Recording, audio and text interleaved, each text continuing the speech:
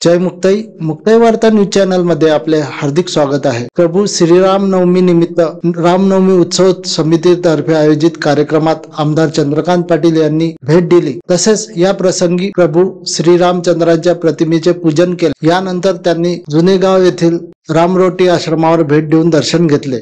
तसेच रामनवमी उत्सव समितीतर्फे भव्य रक्तदान शिबिर आयोजित करण्यात आले होते। प्रभू श्रीरामचंद्रांवर श्रद्धा असणाऱ्या अनेक रक्तदात्यांनी येथे रक्तदान केले। तसेच सायंकाळी आकर्षक अशी भव्य मिरवणूक काढण्यात येणार आहे। या मिरवणुकी संदर्भात रामनवमी उत्सव समितीचे अध्यक्ष तसेच पदाधिकारी काय म्हणाले पहा।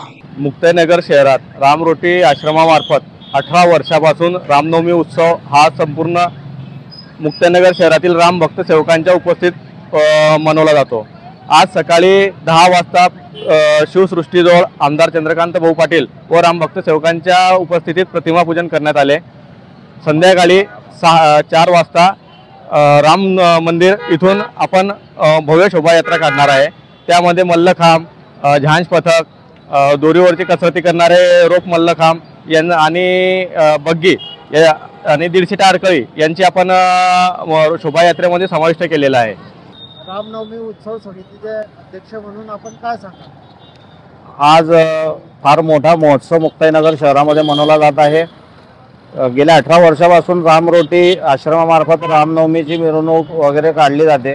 यावर्षी आम्ही एक आदर्श पाळला म्हणून उद्धव महाराज वगैरे सर्वांनी असं ठरवलं का डीजे वगैरे लावायचा नाही आणि शांततेच्या मार्गाने वारकरी पथक, त्याच्यानंतर त्याच्यामध्ये ढोल पथक आहे, मल्लखांबवाले ते लोक आपण बाहेरून बोलवले आहेत, ते चांगली कसरत वगैरे ते त्यांचं करून दाखवतील।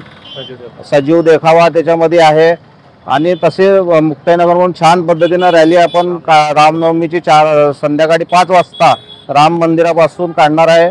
तर आनंद ट्रेडर्स वगैरे अशा मार्गाने तहसील मार्गाने परिवर्तन चौकामध्ये परत पूजन करून इथे सांगता होईल। मी राम नवमीचा अध्यक्ष म्हणून सर्वांना आवाहन करतो की आपण जास्तीत जास्त संख्येने या महोत्सवामध्ये सामील व्हावे।